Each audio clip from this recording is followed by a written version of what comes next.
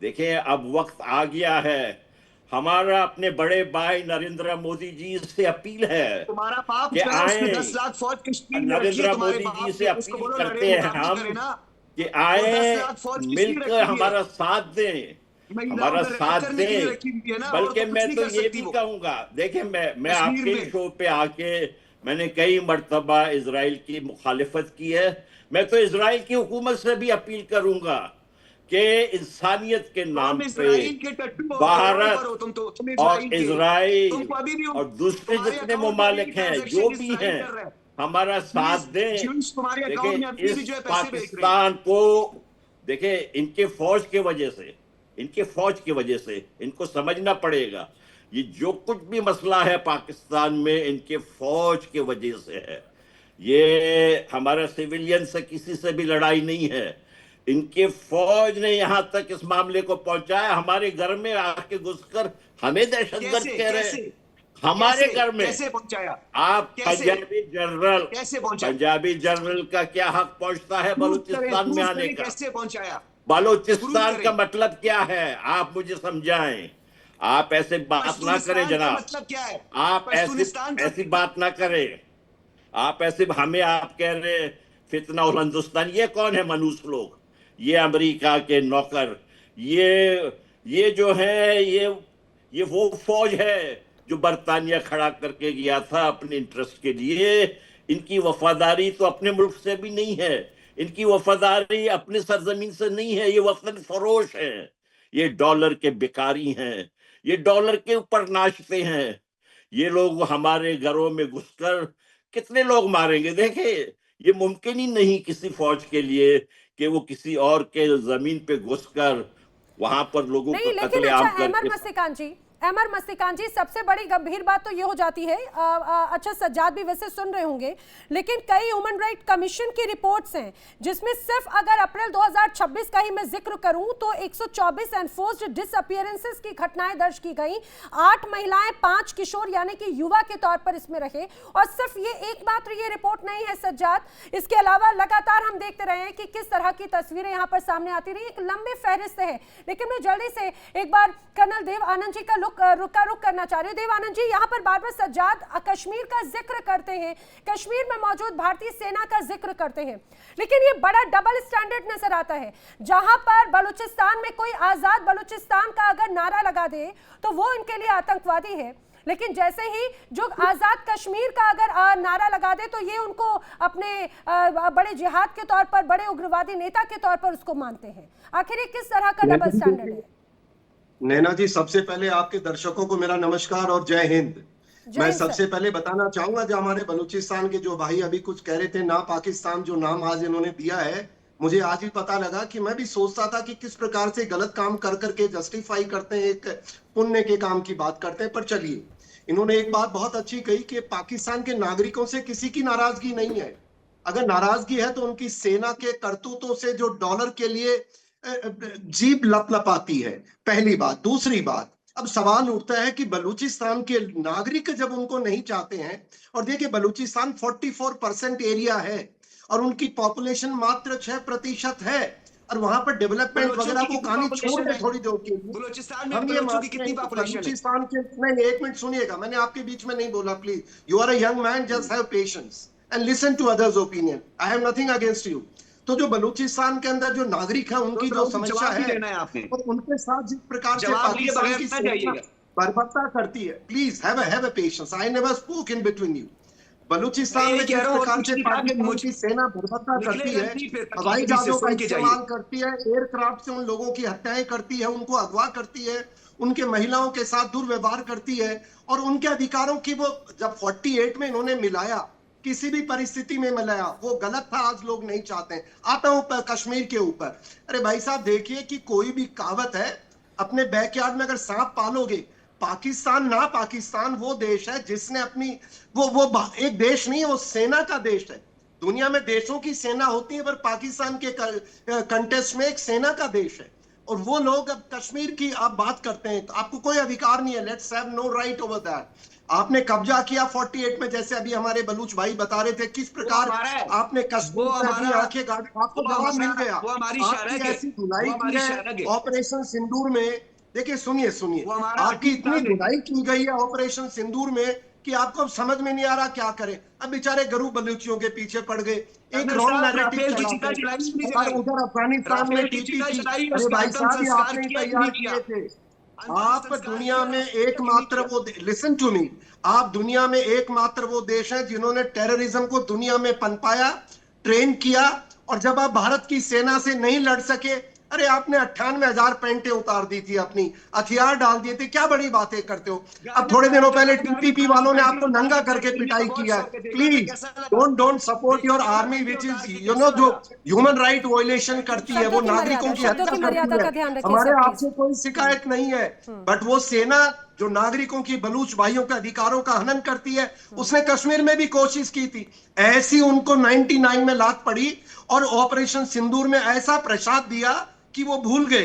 अब जाके अमेरिका के पीछे घूम रहे हैं, कभी फील्ड मार्शल। अरे भाई कौन सी लड़ाई लड़ी आपने, एक बात बताएं, पाकिस्तान की सेना ने कौन सी लड़ाई जीती जिसके वो तमंचे, फील्ड मार्शल किसके हैं? यस आई डू एग्री कि वो जाके अमेरिका की वो रोजी रोटियां, डॉलर की कोई बात कह रहा था, और उनका कोई वो नहीं है धर्म। और रही बात बलूचिस्तान, इतना इनका बुरा हाल कर रखा है। अरे भाई एक न एक दिन आपको इनको अलग करना पड़ेगा, और ये भारत के लिए आग्रह कर रहे हैं। भाई साहब चिंता नहीं करें, मैं नहीं जानता हूं देखिए पॉलिसीज क्या होती हैं, पर कोई भी सरकार अपने नागरिकों की हत्या करती है, अपने नागरिकों को शोषण करती है, अपने नागरिकों की महिलाओं के साथ दुर्व्यवहार करती है, उसका अंत निश्चित है, समय का हेरफेर है। तो मैं ऐसा देखता हूं नैना जी। ठीक है सर, ये एक बड़ी बात है, लेकिन मैं जल्दी से अब एक बार उबैद यूसुफ खान साहब का भी रुख करना चाह रही हूँ। उबैद यूसुफ, सबसे इंपॉर्टेंट बात हो जाती है, देखिए बलूचिस्तान भले ही आप वहां के लोग अपने आप को पाकिस्तान का हिस्सा नहीं मानते, या ये मान के चलिए एक बड़ा तबका नहीं मानता नाराजगी स्वरूप, लेकिन क्या उन लोगों की नाराजगी को दूर करने की बजाय बंदूक की नोक पर उन्हें गायब करने के तौर पर जो आवाज बुलंद करेगा उसे गायब कर दिया जाएगा? क्या यही एकमात्र तरीका नजर आता है? क्या आपकी सेना, आपकी सरकार उनकी नाराजगी दूर करने के लिए सक्षम नजर नहीं आती, और यही वजह है कि आए दिन कभी लोग जो आवाज बुलंद करें वो गायब हो जाते हैं या फिर मार दिए जाते हैं, उनको देशद्रोही या उग्रवादी कह दिया जाता है? बहुत शुक्रिया नैना जी, आप जिस खूबसूरती से प्रोग्राम को लेकर चल रही हैं, लेकिन मैं आपको एक मशवरा दूंगा कि अपना एडिटर और रिसर्चर थोड़ा सा बेहतर रखिएगा। इंट्रो में आप कहती हैं कि 17 आतंकवादी पाकिस्तान ने मार दिए, जो मैं मान के चल रहा, तो मैं बड़ा अप्रिशिएट कर रहा था कि पहली दफा इंडियन चैनल्स पे ये लोग सच बोलने लगे। आपने शायद ये सुना नहीं, पाकिस्तान का दावा है, पाकिस्तान का दावा है जनाब। मेरी बात पूरी होने देना, मेरी बात पूरी होने दे। अब आपकी बात को लेके चलता हूँ। वो 17 आतंकवादी मार दिया, आप क्या कर रहे हैं थोड़ा सा सुन लीजिएगा, आप थोड़ा सा पेशेंस रखिए। अपने जमीन पे बैठे हुए आपने बलूचिस्तान की बात की, मुझे बहुत खुशी हुई। आज सुने ना, मुझे बहुत खुशी हुई कि आपके एक पैनलिस्ट ने वहां के नेचुरल रिसोर्सेज पे बात की, वहां के ऑयल एंड गैस पे बात की। आपको पता है इस वक्त मणिपुर में क्या चल रहा है?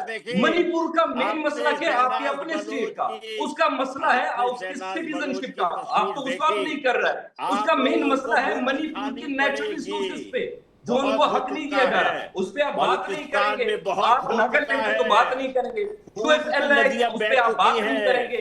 मैं तो कहता हूँ नैना जी, आप वहां पे मत जाइएगा। आपके पाकिस्तान की रियासत का कब्रिस्तान होगा, पाकिस्तान का कब्रिस्तान, बलूचिस्तान, पाकिस्तान का कब्रिस्तान। ठीक है ना, मैं बलूचिस्तान पे बात कर रही हूँ उबैद साहब, बलूचिस्तान पे बात कर रही हूँ उबैद साहब, सुन लीजिए ना, बलूचिस्तान की बात कर लेती हूँ, बलूचिस्तान की बात कर लेती हूँ। अरे सुनिए तो, अरे उबैद यूसुफ खान साहब, आप डिट्रैक करने की कोशिश ना करें, मैं बलूचिस्तान की ही बात कर रही हूँ। जरा आप अपने खुद की ट्रैक रिकॉर्ड निकाल के बात कीजिएगा। अगर आप मेरी रिसर्च टीम की बात कर रहे हैं तो सुनिए जरा, मैं आपको थोड़ा सा वक्त दे दूंगी जब तक मैं बाकी अन्य गेस्ट का रिएक्शन लूं। आप जरा जल्दी से जाइएगा बलूचिस्तान और ह्यूमन राइट कमीशन की रिपोर्ट पाकिस्तान की पढ़िएगा, हिंदुस्तान की नहीं। आपको तो हर जगह पर हिंदुस्तान सपने में आता है ना, आपको तो हर जगह सपने में हिंदुस्तान नजर आता है। आपको अपने, आप युवा पत्रकार हैं, अरे आपको अपनी सेना सरकार से सवाल पूछना चाहिए था, आखिर क्यों सौदा कर दिया बलूचिस्तान का?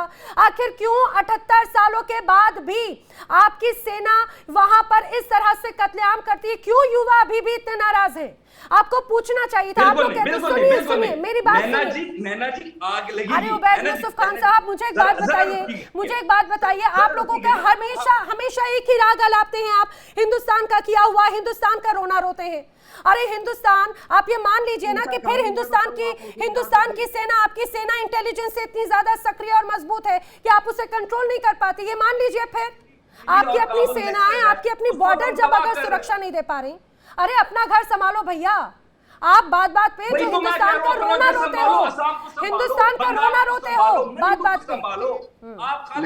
अरे इतना IMF का फंड आता है, मुझे जरा आप एक बात बता दीजिए, क्या 10% भी उस IMF का फंड जो आप दुनिया के सामने रो रो कर आप जो मगरमच्छ के आंसू रोते हैं, क्या उसका 10% भी आपने बलूचिस्तान के लिए इस्तेमाल किया? अगर किया होता तो क्या ये जनता आपके साथ में नहीं खड़ी होती जो आपके खिलाफ खड़ी हुई है?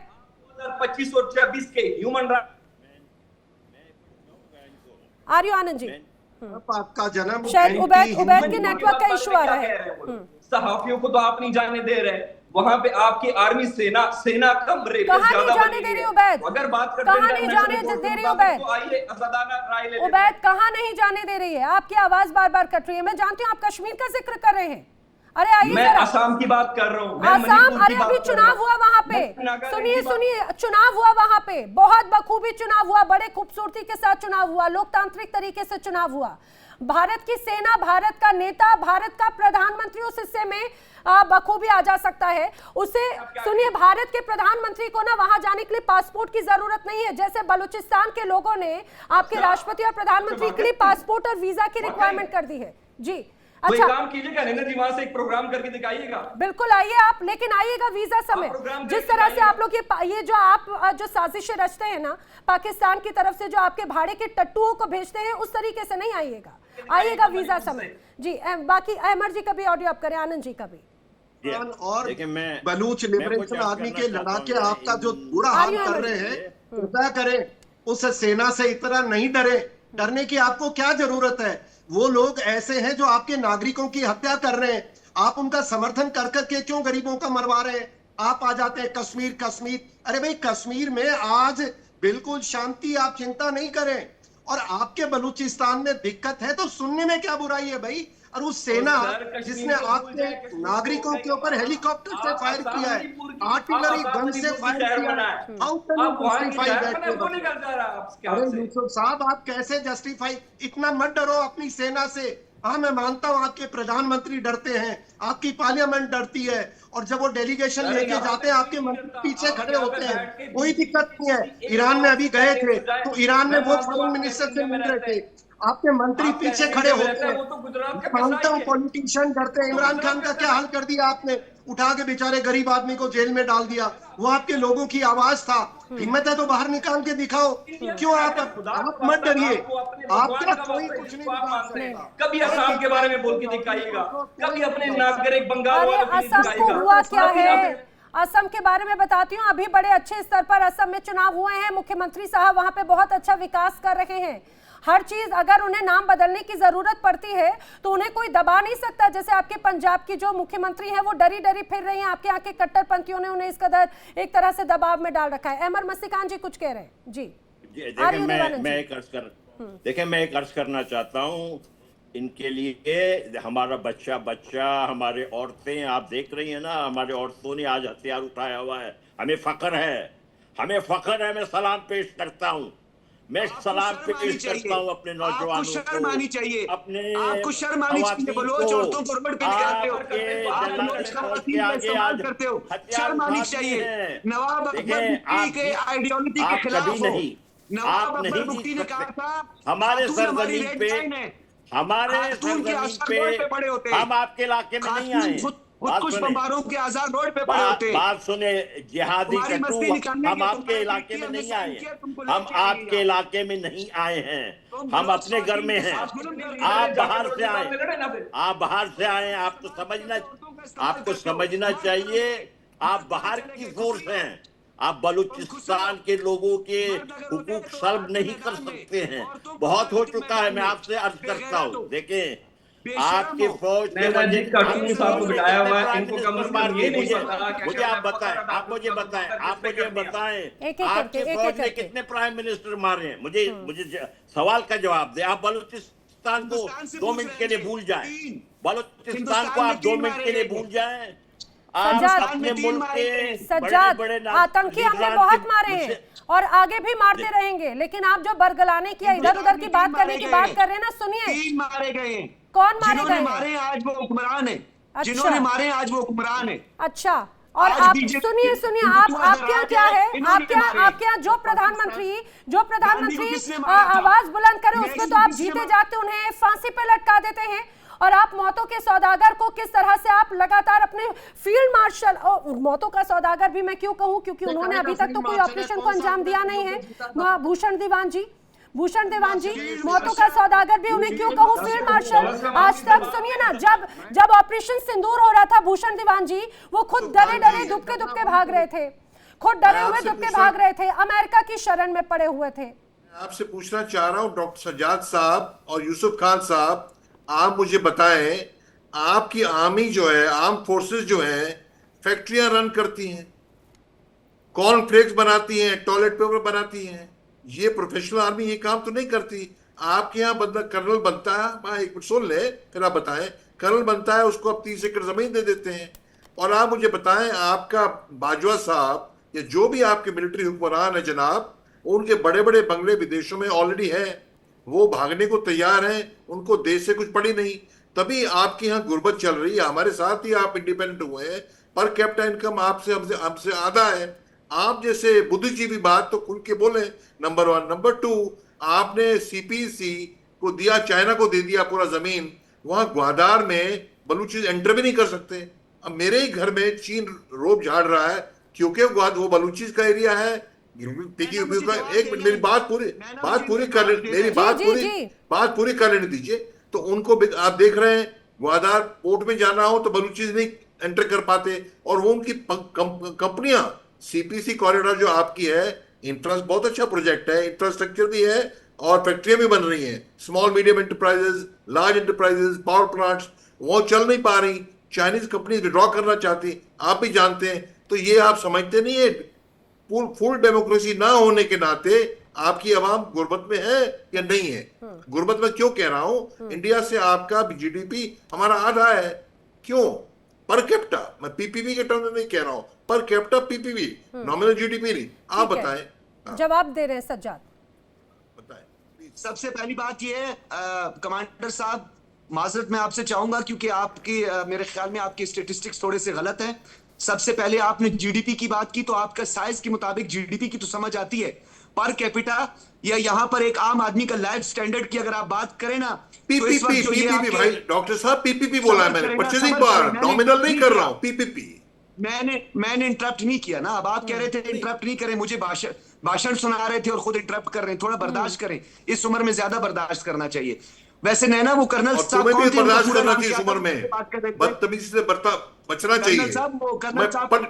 पीपीपी कह रहा हूं आपसे, आप नॉमिनल जीडीपी पकड़ रहे हैं, आपको सवाल समझ नहीं आया है। पता है सज्जाद, कभी कभी मुझे आपको देखकर ऐसा ये लगता है, पहले तो मुझे लगता था कि उर्दू या फिर पाकिस्तानी जो हैं कम से कम अपने ज़हीन या सीनियर्स हैं, जो बुजुर्ग हैं, उनका मान सम्मान करते होंगे, लेकिन आपके बर्ताव को देखकर अक्सर मैं समझ जाती हूँ कि आखिर आप अपने घर के बड़ों से या आपके घर के जो बुजुर्ग हैं, आप उनसे कैसे वास्ता या कैसे आप बातचीत करते होंगे। जी, रेस्क्यू करने आ गई हैं। अरे मैं आपको बता रही हूँ, आप अक्सर उम्र की बात करते हैं, मैं बिल्कुल समझ गई। आपके लिए अनुभव कोई मायने नहीं रखता, आपके लिए वही उल जुलूल बकलौली करने वाली जो बातें हैं वो आपके लिए ज्यादा मायने। मैं आपको पीपीपी बोला, आप नॉमिनल जीडीपी पकड़ रहे हो, मुझे मालूम नहीं आपको डिफरेंस पता है कि नहीं है। बताएं मैंने क्या गलत बात बोली है, मुझे ज्ञान क्या गलत बात बोली है?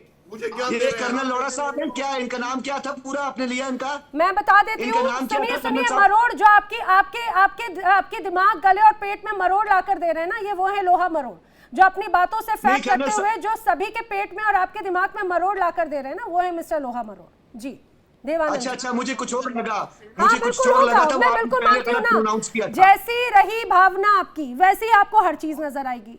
बात पूरी नहीं, नजर कीजिएगा। नहीं आ रही, वो आप अपने इंट्रो में सुनिएगा, आपने लोड़ा कहा था, कोई बात आपने नहीं, जो है कोई बात- सही नहीं ठीक है, लिया। हाँ हाँ, आप तो बहुत समझदार है ना, आप तो बहुत क्रॉस समझदार करते है, हैं उस काम को। आपको तो गलतियां क्योंकि सब इनकी कुछ ठीक गुफ्तगू कर जो देते थी हैं ना, आप तो गलतियां अरे बहुत नैना, बहुत सुन तो सुधारते ले। हैं। अरे नैना, सुन तो ले, अभी तो पार्टी गलतियों का शुरू हुई है, पुलिंदा मिस्टर सज्जाद अभी तो पार्टी बुखारी। शुरू हुई है, चलिए अभी से पार्टी भाग रहे हैं। सुनिए ठीक है, अभी काम पार्टी करते शुरू हैं हुई आप, है। आपने पार्टी का आगाज किया, मैं चाहूंगी वही देवानंद लोहा मरोड़ जी पार्टी का जो आप जो कह रहे हैं ना अंजाम तक वही पहुंचाएंगे। प्लीज आमने सामने कर देते हैं दोनों को, बताइए। सर ये हमारे यहाँ ये बहुत बुरा लफ्ज है, हमारे यहाँ ये बहुत बुरा लफ्ज है ना, कोई कहीं बात नहीं, लोहा वो मरोड़ बैग मैं भी बता हंस रही हूँ, रहे हैं। आपके पेट में भी मरोड़ लेकर आएंगे फैक्ट के साथ में जी।